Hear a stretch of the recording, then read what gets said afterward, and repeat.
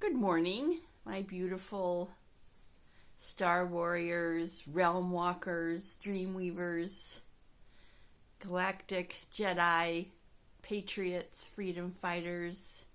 Grand Rising to you. My name is Paula, and my writing author name is Pbmorlen. So I'm the author of the books in the Whitebird series, and today I'm going to show you these books. I have never really held them up and shared them with a YouTube audience before, and I decided this morning after my quiet time listening to the birds, watching the sun come up, which is my favorite way to start any day. Even if it's a cloudy day, the birds are singing. It is May 2nd, 2026. Spring has finally arrived in Minnesota. It's been very cool here, which is okay. I would much rather it be cooler than warmer at this time of year. I'm a gardener by trade and a profession, so I work outside, and I would much rather be warmed up by a coat and maybe, layers than so warm that I feel for all the new sprouts coming up from the ground that don't like intense heat right away. So once again, my name is Paula, and if you feel so inclined, please subscribe to my channel. It's a growing YouTube channel, and it would really help if you subscribed and subsequently liked the video. Perhaps share it with a friend and leave a comment if you so choose. I would love to hear from you. As I say, this is a growing channel, and I have things to say. I am a student of life. I am a student of the metaphysical world. I devour information when it comes to disclosure and the truth of who and what we are as divine beings. I have a wide open viewpoint of how we as human beings have been, let's say, repressed for a very long time. So many years someone wouldn't be able to chart them. But then there are those who have an idea of how long we've been under a particular influence so that we stay asleep to the truth and beauty of our divine nature, because there is no greater being than the human being in the galaxy, in any galaxy. It's because of our heritage and our starseed connections. Earth is a hub. It's a grand node.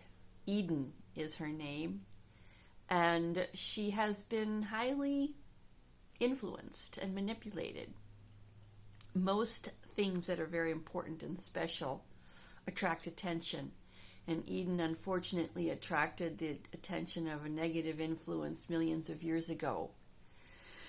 And as a result, humans have been mishandled, and many of us are awakening to the fact that it's time for this to stop. And indeed it is stopping. It's coming to an end, because there is a prime directive now from the galactics that humanity must ascend, because Earth itself, Eden, is ascending already. She is already morphing, let's say, into the fifth dimension, sixth dimensional existence. I've said all this before, and I will most likely continue to say it again, but as each day rolls by, I know many of us are affected by what's happening in our world. And I know that there's a timeline merging, meaning some days I feel like I'm totally embedded in the three-dimensional existence, which means that everything feels heavy and suppressed. I live in Minnesota, and our government in Minnesota needs to go. Let's just say that. It needs to be completely dismantled and new, fresh voices brought in across the board. Other states most likely are in this situation, but Minneapolis, St. Paul, Minnesota in general, because of the geographical location and how this area without borders sits in a node and a influence, not an influence, but a confluence, sorry, I'm not coming up with a word, of particular energies below the earth, below the surface, in waterways, in riverbeds, in rivers, and then even deeper than that. There is a very special quality to this part of this continent, and this is why it's desired by those that they have a different agenda for what they think humanity is all about. And they want most everything for themselves. I'm not going to use names. I'm not going to use titles or even suggestions, because most of you already know what I'm talking about. If you don't and you're brand new to this concept, then I would suggest you research archons, you research the Illuminati, and let's see, go ahead and research Anunnaki. You might as well start there. And then that might take you down those threads and those avenues and pathways to help you understand the nature of this discussion today. I'm not one who has seen ghosts or aliens or ETs or spirits, even though when I was very young, probably before the age of 2.5, I know that I could see the spirits, I could see the sprites, I could see the fairies. I know I could. I don't have a memory of that, but I do have a connection with my inner child that I have established, and I I play with. And because of this very early connection, I knew right away that I was different than most people that I would encounter. I didn't know this on a conscious level, of course. It was more of a soul understanding that what I brought with me from the galactic family that I came here from, I was here for a reason. I was here for a purpose. I chose to be here. I was one of the chosen ones because I chose to be here. Some might say that there is a calling of God, from God to come to the planet. Some might say that Eden herself made a call. Because I was born in the 50s, the late 50s, and I was part of that first wave that was called to come and be on this planet to anchor in the light that she so needs still to help with this evolution of humanity. So as a young child, I was always by myself. I enjoyed it. I wasn't always included in games and festivities. Let's say I was never the first one chosen to be in any group. And I felt it. And I was saddened by it, and I was confused, really, because deep down I'm thinking to myself, I am such a fun, happy person with so much to give and to share. I'm wondering why they can't see this. But I was also stubborn in nature, being a Scorpio. Not as a title, but as a way of being, a very deep well of emotion, very sensitive to others' perceptions. I read frequencies. I know that now, but I did not know that when I was a child. So if someone had their own idea of who I was, I read that vibrationally, and so I most likely just acted like I don't want to be part of your group anyway. So it doesn't matter to me whether or not you choose me. I was never needy that way with friends and groups. I attracted those to me who I could resonate with, and we could share secret information. My best friend, while I was growing up, when we were in 4th and 5th grade, we knew all about ESP. We were hugging trees, talking to the nature spirits at a very early age. And so she and I were very close. And my family, they had tolerated this because they just knew I was different. And they loved me in their own way. But it was hard for me to discuss anything in these spiritual ways with my family. And many of us who have come as starseeds were placed or chose a family. Nothing happened randomly. Nothing ever happens randomly.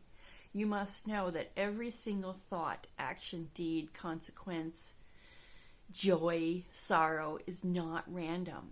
We are always being given messages from the spirit world. We just have to pay attention. And so, as a child, having a friend who I could communicate with, and then as I went into my older years, another 2 or 3 friends who accepted my odd uniqueness, I could be myself around them. It's not easy for me to be myself around people I don't know very well. I'm getting better at this in my late 60s. It's taken a long time. But it's okay. It's okay. I am doing the best I can, as most of us are, because I am a loving, compassionate woman. I seek goodness for everyone. I don't hold hate in my heart for any person, even though they might have done the most dastardly deeds, nefarious actions. When I hear about harming our young ones, which is an epidemic in this world, and it has been for millions of years. I used to go into a deep, not a rage, but just, I wished so much pain against an individual who could harm a child, until I was taught and I learned that that was a catch-22. It did not serve any higher purpose. All I could do was let God forgive in her own unique way. It was not my job to forgive. It was my job to forgive myself for being human enough to have a thought that's nefarious or hurtful, harmful. And so every morning when I awaken, I hug myself. I put my feet flat on the floor. I touch my legs and I just say, thank you, body, for this lovely life that we live. And spirit, thank you. And I'm hoping that I can just have the best day I could possibly have, no matter how I feel. And I'm fortunate enough to be part of the group who always has a good night's sleep. I went through some struggles last winter when I acquired that flu that went through the country like wildfire. And my sleep patterns were highly disrupted, and I know now that I was being given downloads. At the time when you're so fully immersed in something that's so confusing and startling and disturbing, which was my sleep, I was always awakened by this jolt of energy. At the time, I attributed it to a bad dose of Mucinex, and that's what I held on to for days. But then a week later, when it was still occurring, I thought, no, this is something different. This is my nervous system. This is my muscular system. This is not even my DNA, because my DNA is as it is, but my carbon body and all of our carbon bodies are changing. You know, we're morphing. It's a metamorphosis from carbon into crystalline, and it's not always comfortable. So I do the best that I can, and still in the mornings when I wake up, and I gently greet the morning, and then I go ahead and do my morning routines and feed the cats, let the dog out, feed the dog, I don't make coffee until the second hour of my morning, just because I've learned that it's better for the cortisol levels to not bring in coffee immediately. But I do sit in my beautiful chair and look out the window. Always have done that. I have a innate need to see the eastern sky in the morning. I live in the northern hemisphere. The sun rises in the east. Maybe it does all over the planet. I don't know that. And I have always known, or it's not even a choice, it's a pull to sit and look out a window and just know that the sun is coming up and greet the sun. And subsequently, when the sun is setting. And I've always chosen a home, after I was in my early adult years when I could find my own home, although my mother is a sun lover. And so we always lived in very sunny homes. And my sister and brother also are very much like me, where we need that sun. And at nighttime when the sun is setting, it just settles my system, my nervous system, to know, if I can't see the sun, can't always in the summer months with the heavy tree coverage, I'm aware. I'm aware of the setting sun. I'm never not aware of that solar being in our heavens. Never not aware. And so this is what I do as a divine human being who is journeying through a life that I know is my last incarnation here.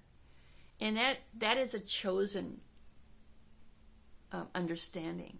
It's not a doom and gloom. Because, and I've known this for a very long time, I used to hold it as something where I thought I would need to leave to end this existence so that I could move forward into another, because there have been times of great pain, mostly mentally, mostly spiritually. Many of starseeds, and I'll just say chosen ones, because nobody chose me, I chose me, often have quite a deep knowing. And when we know things like we do, it can be very challenging to continue on when our world is full of beings that abuse our children and who revere a being who is the opposite of the Creator. And that is their religion. And it is upside down. And it is completely against all that God might believe and love.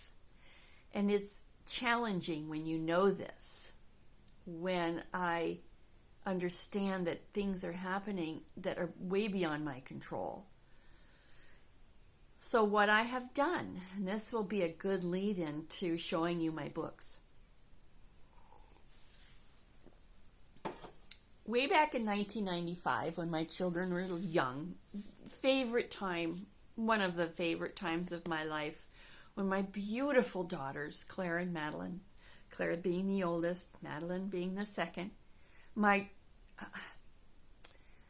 mother couldn't be so proud of her girls. They've gone through their own struggles. They still do. They have their own opinions about life, as they should. I raised them as the way I felt they needed to be. I felt their spirits needing space. And so I did the best I could to let them be who they are. There were times where it was terrifying to let them go, because I was a mother who was quite protective. But then there were times where I knew that would backfire, so I had to step back. And it all worked out very well, because they experienced life on their terms, knowing that their mother and father loved them unconditionally, and they did what they needed to do. And now my youngest daughter, has two children of her own, my cherished grandsons, who, what do you say? I love them more than I love the stars. I just cherish these two. There's just something special about grandchildren. And if you know, you understand how I just can't help but giggle. And so grateful. So when they were young, an idea came into my head. This grand idea of the greatest story in the history of humanity is happening right now. This was in 1995, when I was really awakening. At the end of the 80s, I was a New Age student. I went to course after course after course, and I met Cryon in the early 90s, and I met Adamus from the Crimson Circle in the late 90s, just cutting edge. And Abraham, and the Seth materials, so that was way back. And I was a long time huge fan of David Wilcock, who I still miss. My last video was a tribute to David, who was an amazing teacher. And so when all of this started coming in, this information about a story about a young girl who would have the ability to walk between dimensions and illuminate humanity by meeting with the 12 ancient tribes around our planet. And once she met the tribes and the shamans and the goddesses, then she would heal that bloodline, and it would make it easier for human beings to become illuminated to the truth of all that is.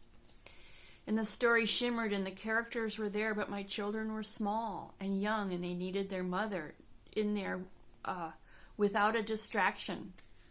I was fully present for my daughters. I struggled too with alcohol, and that was compartmentalized. The year 2000, I went through treatment, and I never looked back. And the gratitude to the AA program has never left my heart.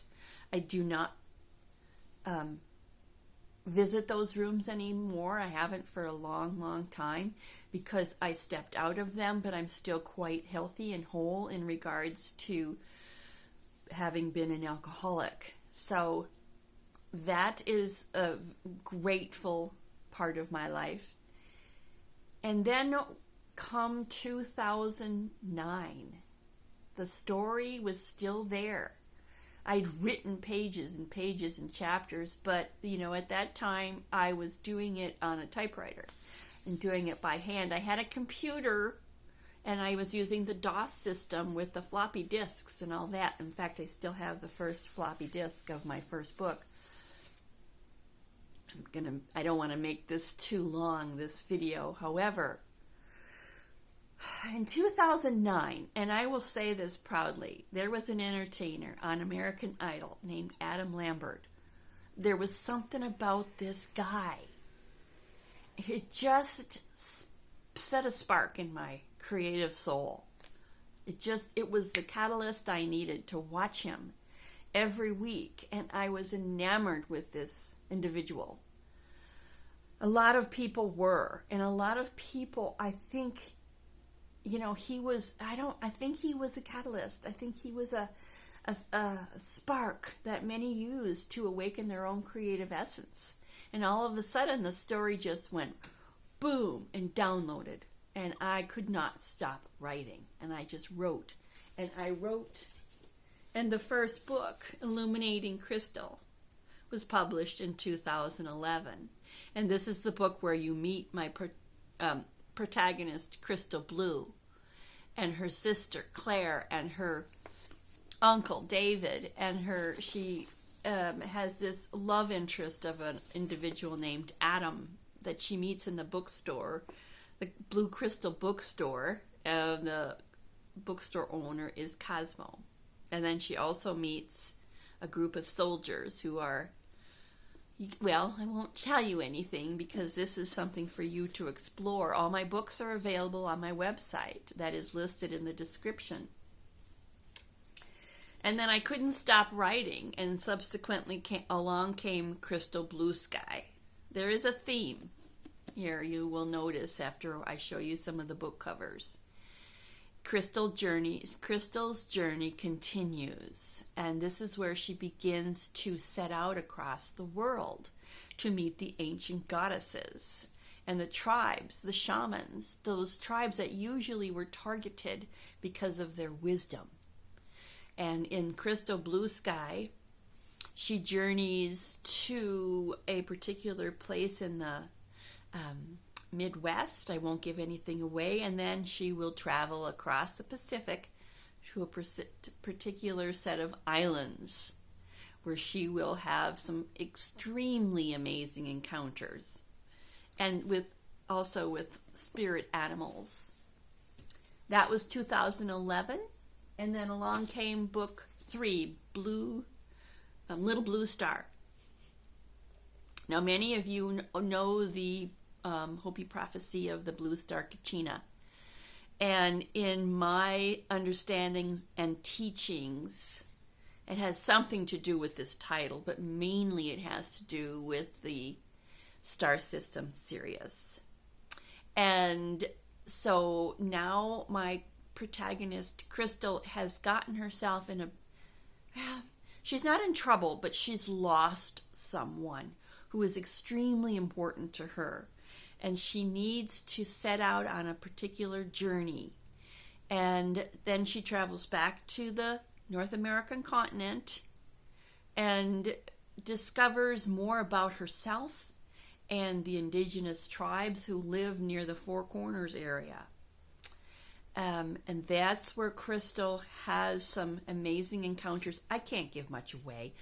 More of the book's description is in my website. I have all the characters that are not important because they're all important, but the ones that have the biggest parts, we'll say, are displayed in my website. And also each book's description along with a book trailer.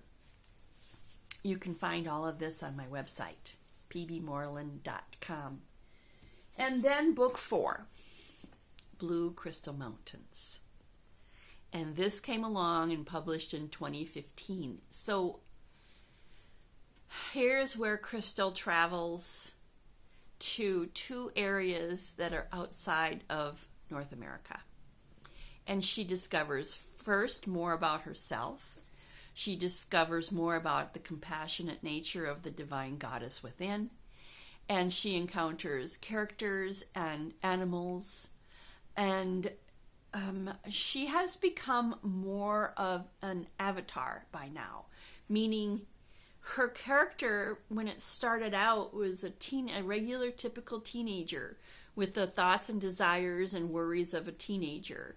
The book was started in Minneapolis, my hometown, and on the shores of Lake Minnetonka, which is where I reside, near this beautiful spiritual lake, which there is no, in my belief, there's no lake in this continent that has as much spiritual nature as Lake Minnetonka. So that was 2015, and then everything just shut down. I started book 5, Blue Flames Rising, which is now in publication, due for release within weeks. And this has been 10 years, a sacred pause. But book 5, Blue Flames Rising, more of that book's info is on my website. I finally finished it. And it all had to do with my downloads that happened over the holidays. I was very sick. And I just went through a change. And the story reopened and blossomed, and just in a beautiful, beautiful way where I could not stop writing. I was halfway done. I'd written half of the book, 2015, 16, 17, and then it just started to fade, and my character, the voices just turned off. And I wasn't depressed, but I was saddened because I love my books. I love the stories that they convey.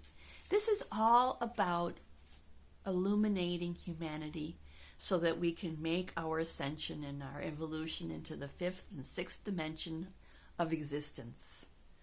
how to have a compassionate heart, how to let others have their own beliefs without demanding that they listen to or take on another. There's so many different types of individuals on our planet. And if you just carry love and compassion and kindness in your heart, and don't hate. If you hate, change that, because that's going to set you on a path that's not going to be in the best of your light. It serves no purpose at all. And there are many ways that you can move out of this. They're mentioned in my books. Doesn't mean you can't be angry. Doesn't mean you can't be powerful and persistent. And it doesn't mean you can't have your strong belief systems. But just having hate for another human being doesn't do anybody any good, and especially you. You will suffer if you hold hate in your heart. So you can just let it go. You can give it over to God. God can handle it. God can handle anything. Or Yeshua, our beautiful, beautiful Yeshua, who I hold in my heart very dearly, as I do with other masters. Saint Germain, Buddha, Mary, both Marys, Mother Mary, Mary Magdalene, Kuan Yin. These are characters who I have represented in my book, as well as other goddesses that each ancient tribe has listened to over the last 1,000,000 years or so. So, I will end my video here. We're moving into the second half hour. And so I will just tell you that I love you. I don't know you, but I resonate with you if you choose to walk the path of love and light. And also, hold true to yourself. Ask questions. Don't just swallow whatever you're being fed, especially by the media. Step back. Ask your own questions. Get your own answers right now. There's a lot that's being disclosed, but it won't be disclosed on that cable channel. You must step outside that. And treat others with respect. If this is your playground, play well with others. When you see others on the street, nod to them in passing. You never know what kind of pain they're going through, and your smile might just change their day. And don't forget to love yourself. In the mornings, you can look at yourself in the mirror and say, "Hi, I love you. I accept you. We've got this. We have got this." Have a good day. Namaste.